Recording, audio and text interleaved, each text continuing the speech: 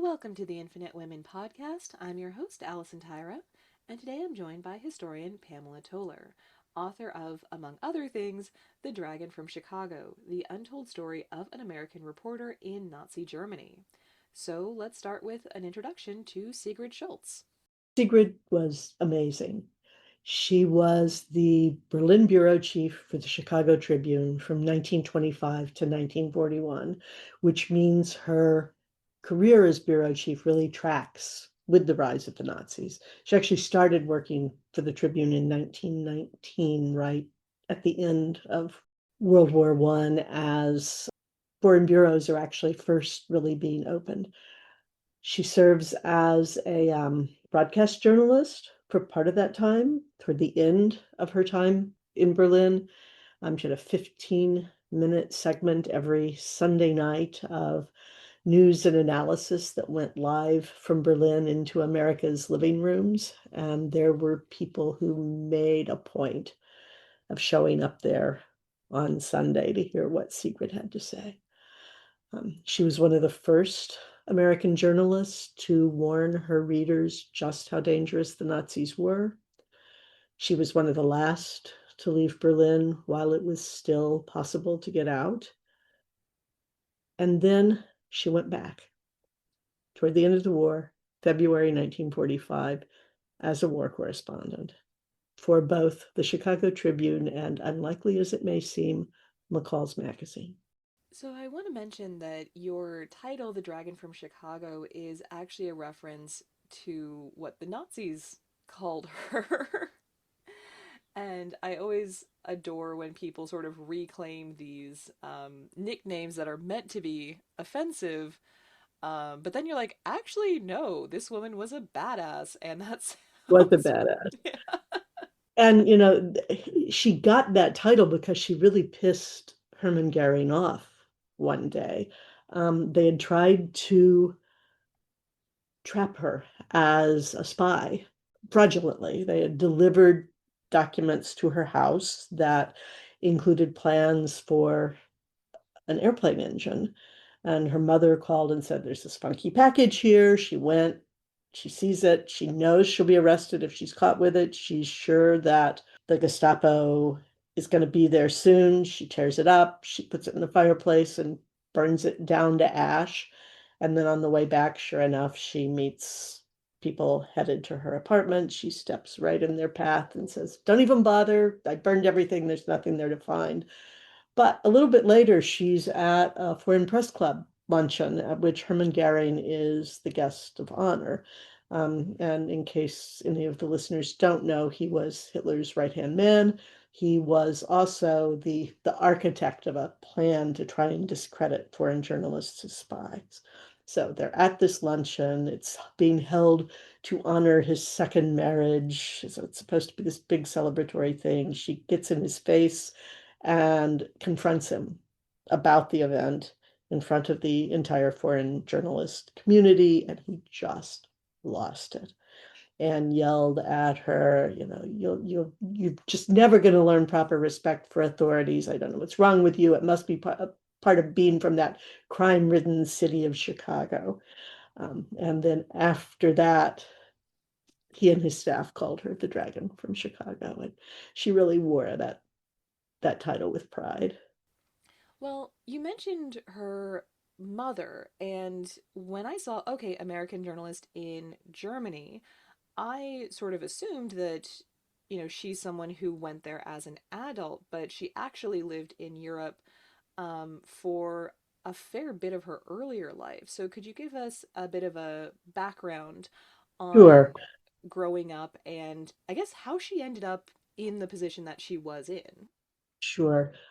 She was born in Chicago, 1893, to immigrant parents. Her father was a Norwegian portrait painter, actually quite a successful one. Her mother was, Sigrid always described her ancestry as being cosmopolitan, um, which is kind of an interesting term. Lots of different European ethnicities, but her mother had grown up in Germany. So she's born here. They live in a Chicago suburb that's well, it's not a suburb, but it was right at the outer edge of the city. So she grew up with prairie, like right outside the fenced-in yard, and she always remembered it as being pretty much paradise. But the market for portraits took a tumble in the depression of the 1890s, and when her father got a really good gig to do a pair of portraits of some minor German royalty, he packed them up and took them back to Germany for what was supposed to be only 2 years. Well, one commission led to another commission, and they, quite frankly, never came back. She lived in Europe for the next 40 years. She spent time in Germany, went to schools in Germany. She went to schools in Paris. She spent summers with her father's relatives in Norway. She's getting language skills like crazy. And she graduates from a serious Parisian girls' school, not a school for Americans abroad, but a school for Parisian girls. After she graduates with honors, she spends some time at the Sorbonne, studying history and international law. And then they end up in Berlin. Her father has opened a new studio in Berlin shortly before World War I, and Sigrid and her mother joined him there. And they weren't able to get out when the war started because first her mother and then her father were too sick to travel. So Sigrid ends up being really the sole support of the family through the war years, working lots of little jobs, making lots of contacts. And when the war ended, she probably assumed that she'd keep doing that. But she ended up just stumbling into what was going to become her lifetime career because she met the new bureau chief of the new Foreign News Bureau for the Chicago Tribune. His name was Dick Little. And those news bureaus were really new because World War I changed how American newspapers handled foreign news. Before the war, they really didn't have people on the ground in Europe. They got their news from the wire services. But with the war, hundreds of American journalists are in Europe reporting on American soldiers in the trenches. And then a number of major papers decided they wanted to continue that kind of reporting. And so they set up these news bureaus. So Dick Little, first, first Berlin bureau chief for the Tribune. He gets to Europe. He's a really accomplished foreign journalist or war correspondent specifically, but he doesn't speak any German. So he's got this problem reporting in Germany. I mean, he does know how to say ein Bier, but that's it. And so he's totally dependent on people who he doesn't trust, who say they can't get him the interviews he's asking for. He's not sure they're giving him the real story when they do translations. And the two of them meet at a party, Dick Little and Sigrid Schultz. It's a carnival ball that's being given by an important Berlin banker. He's the older brother of someone that Sigrid had tutored in German, in French and English during the war, is one of the ways she made money. And he and a lot of his friends wanted to meet American reporters. So he sent his younger brother to the different hotels and invited American reporters to come and sweetened the deal by telling them they'd get a chance to meet this young American woman who had been in Berlin during the war and would be able to tell them stories. The only two who accepted were Dick Little and his counterpart at the Chicago Daily News, Ben Hecht, who went on to become a major screenwriter. They meet, and Sigrid's there, and she's thinking she's going to be dancing at this costume ball, and there's going to be great food. And as soon as they meet, they're surrounded by Europeans who want to talk to the two Americans, and the language issue just makes it impossible. And once she realizes what the issue is, she basically says, I'll translate, no problem. She spends hours doing translating between German and French and English in these really intense political and economic and history discussions. And I mean, it literally goes on until dawn. She doesn't even get a single dance. Um, and she loved it. She absolutely loved it.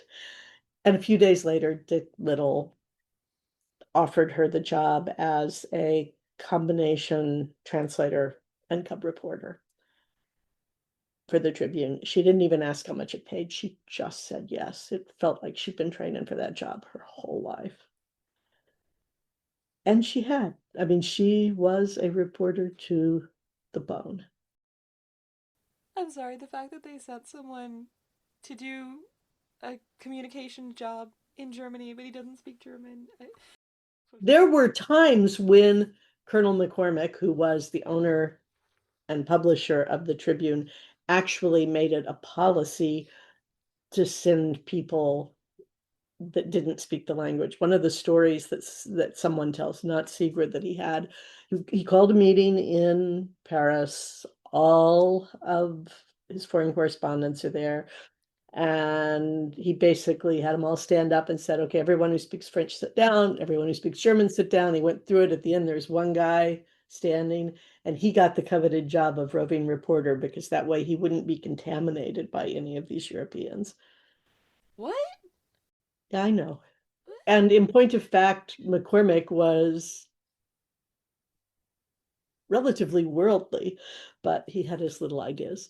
They ended up with Sigrid there for 25 years, holding down the fort as men who didn't speak the language came and went. So, I have talked about women in journalism in the mid 20th century, particularly my episode with Dr. Kimberly Voss. We talked about women in US journalism in the 1950s and 60s, if anyone's interested in like slightly later but more of a broad overview. But I also have an episode with Larissa Reinhardt about Dickie Chappelle, who she wrote a biography of. And it was a time where it was very unusual on multiple fronts what she was doing. Like the fact that she was in charge as the bureau chief, the fact that she is acting as a war correspondent, which obviously she wasn't the only woman doing that. We've got people like Lee Miller and, as I mentioned, Dickie Chappelle.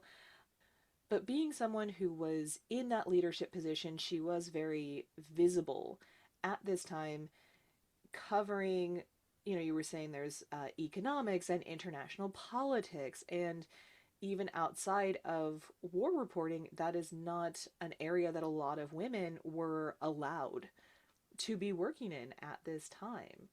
So I just find this really fascinating that it seems like the kind of work that women have always been doing, but we so rarely hear about. And I think that's fair because one of the things that I realized as I got deeper into this, that there were a lot more women doing this type of work. And in my blog, because I was coming up against them, I was telling the stories of these women whose careers are smaller, but who are not as visible. That said, nonetheless, most of the women who were reporters in the 20s and 30s were in soft news, not hard news. And Sigrid slips into it. She starts out as the translator slash cub reporter, and she spends a lot of time being Girl Friday, not so much to Dick Little, but to the men who follow him. And over time, she is doing more and more reporting. A lot of times she's going out and getting the story, and then her boss is getting the byline. And when she finally gets promoted in 1925 to bureau chief, number one, the guy that she replaces is so annoyed. He does not want to be moved to Rome. He wants to stay in Berlin because he says this is where the story's going to be. And then he says, and of course, she'll do much better in Italy because she speaks Italian and I don't, which was true. And that she'll do much better because she'll be able to do it more cheaply than I can because she's a woman, by which they meant we won't have to pay her as much. And and he also says, and I'm just selfish because Berlin's going to be the center and I want to be here. And McCormick tells him no, um, and gives what I find to be one of the funniest rationales I have ever heard, which is that it's going to be too dangerous for a woman in Rome, that it'll be much better if she stay in Berlin, which just has kind of a mic drop moment when you read that for the first time. But over time, she's becoming more and more critical in that position. And at the point at which she is finally promoted, most of her colleagues admit that it's long overdue. And in fact, one of them wrote her a letter of congratulations that says it's an open secret that you've really been number one for a long, long time. So, she is doing this. There's a behind the scenes piece to it. And even once she's in charge, there is a constant set of microaggressions. There is a constant attempt to take the position away from her, at least in the beginning years. I mean, there's a point at which it's pretty clear that, as far as the people in Chicago are concerned, they're not moving her anywhere. Um, and that's actually very interesting because McCormick moves his guys around a lot, but he leaves her in Berlin. And in some ways, Sigrid being in Berlin is one of the two sort of balancing points for the whole Tribune European News Service system. Is there are these two poles? There's the guy in London and there's Sigrid in Berlin, and they don't move. Um, but yeah, there's a lot of crap too. I just love that the cranky guy saying, I don't even speak Italian, and their publisher was probably like, yeah, that's why I'm sending you to Italy. But also, I'm sorry, if you can't find news to report on in Italy with Mussolini, that seems Yeah. like a skills issue. And the guy was actually a very good reporter. I spent a lot of time tracking what one thing I had to do with this because the sources are sloppy with who's where when. So I literally went through and tracked the bylines of all the men who were in and out to track when they were in Berlin and when they were somewhere else. And he was actually a very good reporter. I will give him credit. I found him amazingly annoying, but he was a good reporter. Now, as things got more dangerous, she started using pseudonyms and falsified datelines. So, she was claiming that this fictitious male journalist was reporting from other cities, but really it was her, and this was all to give her at least a veneer of protection. Um, Right. and from what I understand, the lengths that she went to create this false identity were pretty impressive. It really is. And she comes up with it to cover a specific story.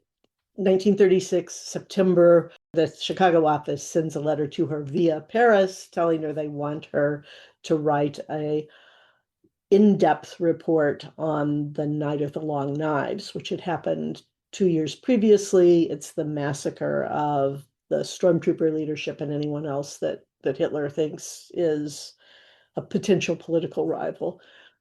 And Paris isn't under Nazi control yet, and they don't have a gut sense of how dangerous things are. So they just give her the information in stupid ways. I mean, dangerous ways. And she knows it's going to be dangerous to write the story, and they've made it worse by the way they've handled it. But she really, really wants to write it because they've just ended the Berlin Olympics, the 1936 Olympics, and a bunch of Americans came and were taken in by what the Nazis did to make it all look great. And so people were going home and saying, we think these reporters are crazy because, it was clean and it was nice and people were polite and it was so well organized. And, the Nazis just aren't that bad. And so she really wanted to write this piece about this horrifying episode as a counterpart to the idea that the Nazis weren't that bad. So she decided to use the fact that she knew they were tapping her phones and reading her mail and took several passes at telling the people back in Chicago that she wasn't going to write the story. There wasn't any more new information. She'd said everything she had to say in the 12 articles she'd written about it 2 years earlier. It was done, over. And then she went to Paris where she could write the article. And then when she sent it to Chicago from Paris, she suggested they run it under a pseudonym so that she could not have any repercussions from the Nazis. And I love the name she chose because it was John Dixon. And that was a sly tribute to Dick Little because she had always seen him as her father in journalism, and that meant she was Dick's son. That pseudonym was over some of the most hard-hitting reporting that came out of Nazi Germany, though she continued to report other stories that pissed the Nazis off under her own name. But she would send articles to the letters to the Tribune that she knew that would be read, saying, I don't know where this guy Dixon is getting his material. And she would sign letters, John Dixon, and send them off. And it's funny because if you look at John Dixon's signature and Sigrid's signature, they're very similar in kind of the scope, but who's looking at them at the same time. But yeah, they really went, she and the Tribune both went to great lengths to separate the person and the persona. And then that got more complicated by the fact that she then hired someone named John Paul Dixon to work for her later in after the war had started. So that was interesting to untangle because suddenly there's a John Dixon who seems to actually be real in addition to John Dixon, the pseudonym. She manifested him. That's right. It was pretty amazing. Now, I've also heard that she was actually Jewish, and so she's also hiding her own Jewish identity, but then that seems like it may or may not have been true. So, can you clear that up? We really don't know, is the answer. There is a group of three, I will say, amateur historians in the best sense of that word, in that they are lovers of what they do and they have devoted themselves to the stories of Sigrid Schultz. And they have at least made a plausible argument for her being Jewish. At the same time, she always said she wasn't, but there were plenty of reasons for her to have not acknowledged being Jewish in early 20th century Germany, even before Hitler came to power. It was not, I mean, anti-Semitism was an issue throughout Europe, but it was more of an issue in Germany. And quite frankly, Colonel McCormick had a good, strong strain of anti-Semitism in his makeup as well. And occasionally, when he would fire someone, he would at least make snotty comments. It's hard to tell whether he would actually fire someone because they were Jewish, but once he was ready to fire them, it was certainly an additional element. So the answer is we really don't know. It sounds like on occasion that the Germans made every effort to figure out if she was Jewish. The fact that she described her mother's family history as cosmopolitan, when that is a word that has become code for Jewish, both under the Nazis and later under the Soviets, is interesting. So we really don't know. It's at least possible.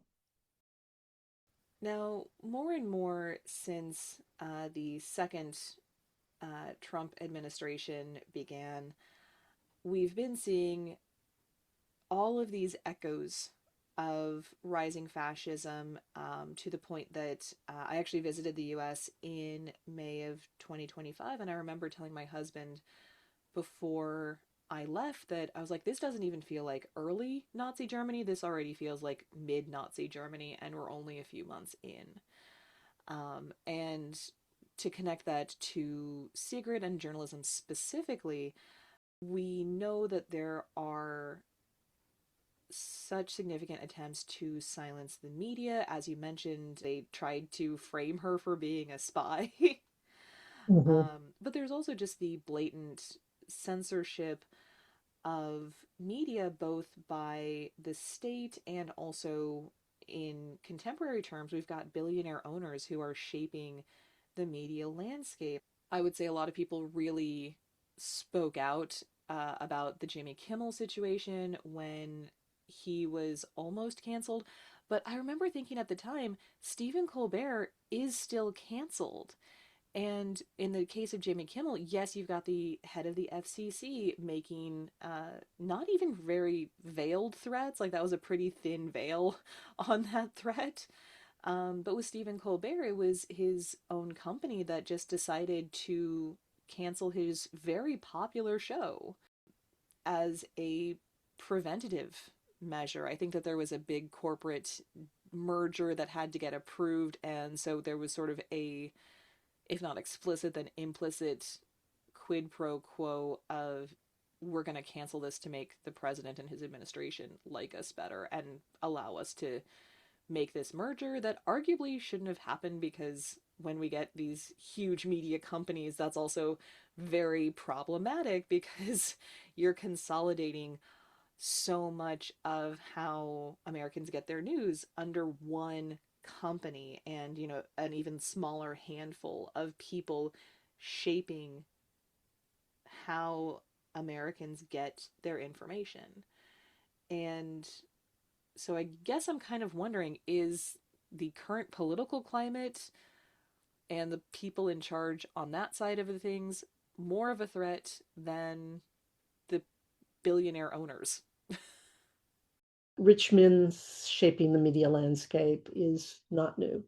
It was very much a part of the newspaper world when Sigrid was working. The men who own, I mean, you would never mistake coverage from the Chicago Tribune with coverage from the New York Times, for instance. And interestingly enough, the Chicago Tribune was reporting a lot more on the rise of Nazi Germany than the New York Times was, because the head of the Berlin bureau for the New York Times was a Nazi sympathizer and also was not a very good reporter. He held his job because he was actually very good at office administration and he kept the budget in line. But so there is that, so that even though Colonel McCormick was very conservative, um, definitely a isolationist, did not want America going into the war, ends up being a strong supporter early on of the America First program, but he believes first and foremost in putting out a good paper, and he does not stop Sigrid from publishing her stories. Now, he doesn't always put them on the front page when it's a story we think should go on the front page. Sometimes they get buried, though there were also big things happening in the United States at the time. And you don't know what's going to be the big news retroactively, but she would occasionally end up with an important story buried in the entertainment section, for instance. But wealthy men have always shaped the news around their own political beliefs. And we may think there was a golden age in which that wasn't true, but if there was, it was for about 15 minutes in 1968. And, and that's it. That said, a lot of things happened in Nazi Germany that controlled what came out. And the first is that soon after Hitler came to power, some new rules that affected foreign journalists came out. It had always been kind of a foreign correspondent, always there was an implicit understanding that it was always kind of dangerous. You could get thrown out, you could get thrown in jail, you could get beat up if the host country didn't like what you wrote. But with the Nazis, that became explicit. Now the rules were that if you reported something that was not in the best interests of Germany, it was treason. And that if a foreign correspondent reported something that did not reflect what the Nazis perceived as the truth, that you could be thrown out of the country. That's now law. Before it was implicit. So that's one thing that happens. And you did get some reporters thrown out, and you also got reporters leaving of their own free will because of being afraid. Sigrid was always trying to walk this tightrope to tell the truth, but do it in a way that won't get her thrown out of the country. Um, and she developed some interesting ways of doing that. But so the one thing you get is that it really is now against the law to report things the Nazis don't want you to report. And they are shaping the news. They're telling the story they want it to be. And there's a lot of false news. Sigrid does actually use the term fake news, and she calls it out both when it's on the German side, but also when she sees it in the Chicago Tribune, where somebody has inserted something in one of her stories that is not so. So she's very conscious of that fake news issue. Censorship is also an interesting subject here because the print media doesn't actually get censored, at least not ahead of time.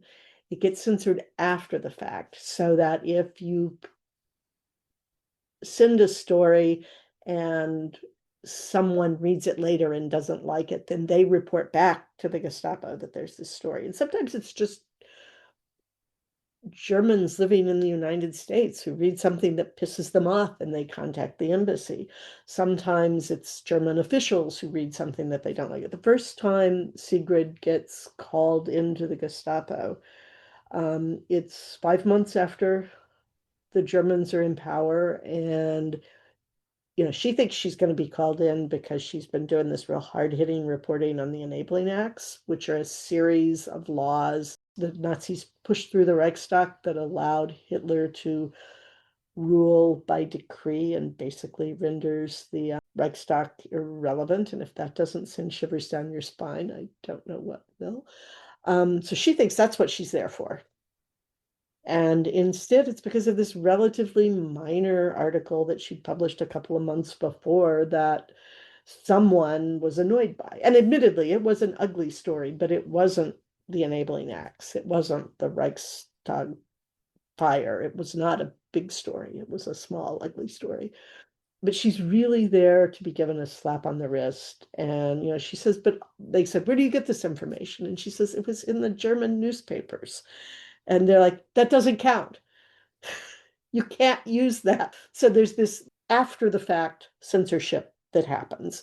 The other thing they do is they try to control what information you get up front, so that they're providing press conferences at which they're handing out information. If someone's there who's relatively new and doesn't, they'll try and set up interviews, they'll try and set up sources. So they're trying to control information that way.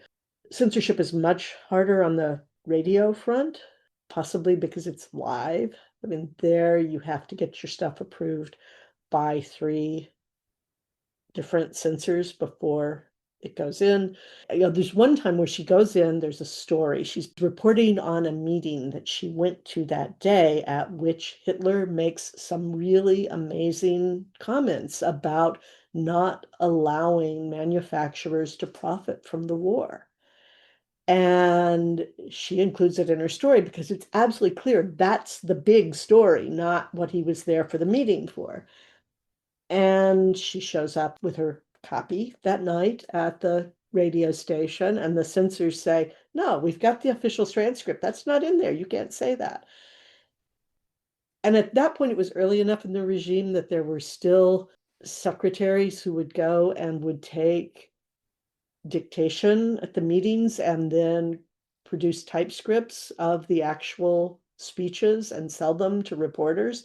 So she whips out this complete transcript and says, yes, he did. It's right here. So they're trying to just say it didn't happen. And it was late enough and it was close enough to time that they didn't call a superior. And she ended up getting this one big win at being able to say, yes, they did. So there's this taking the stories out.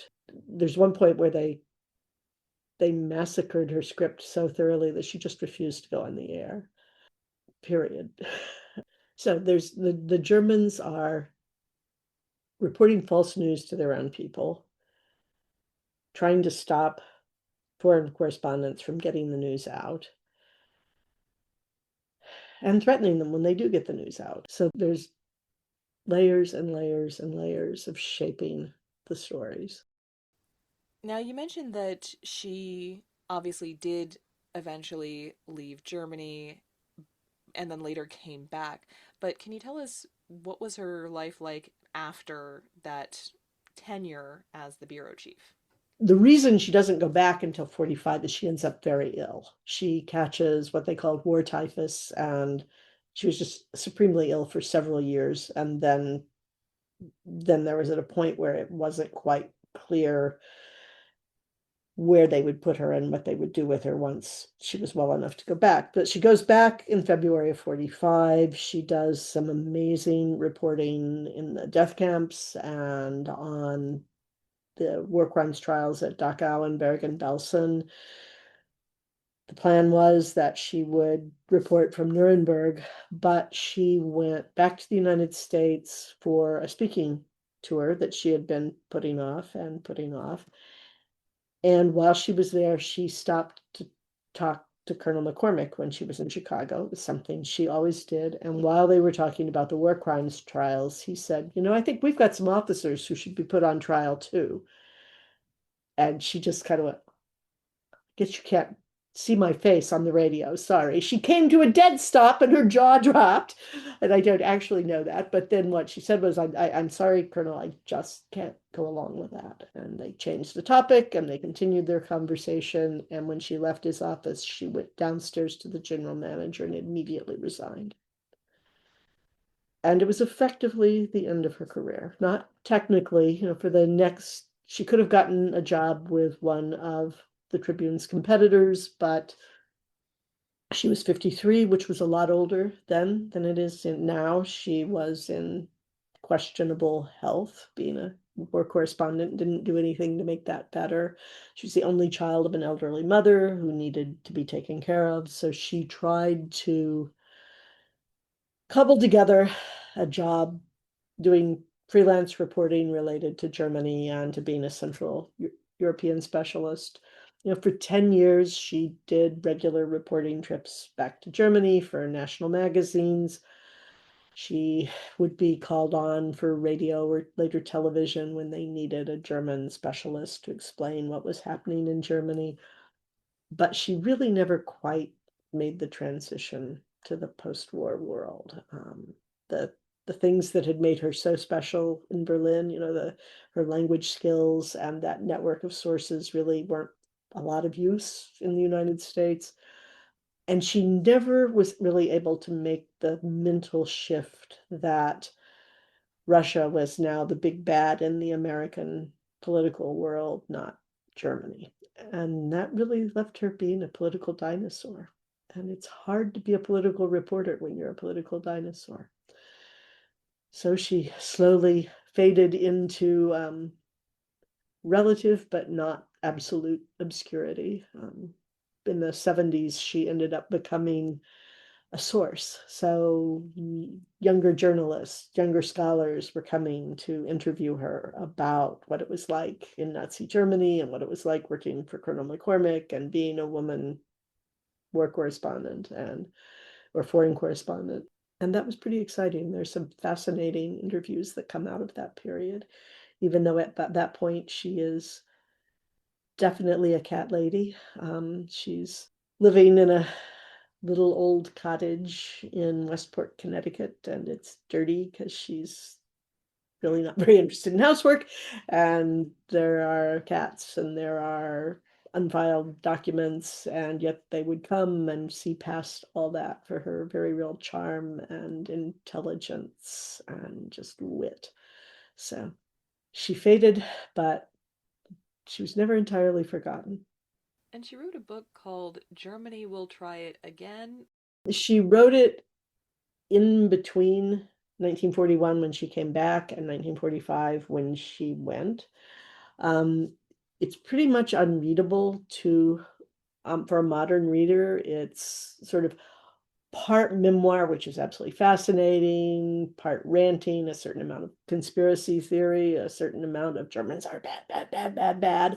But it did quite well at the time. Went into a second printing. It did within a matter of 4 months. There were people who thought everyone in power in the United States should read it, and there were people who thought she should be shot at dawn. So it certainly got attention, but it was not a very good book, and she really struggled with it.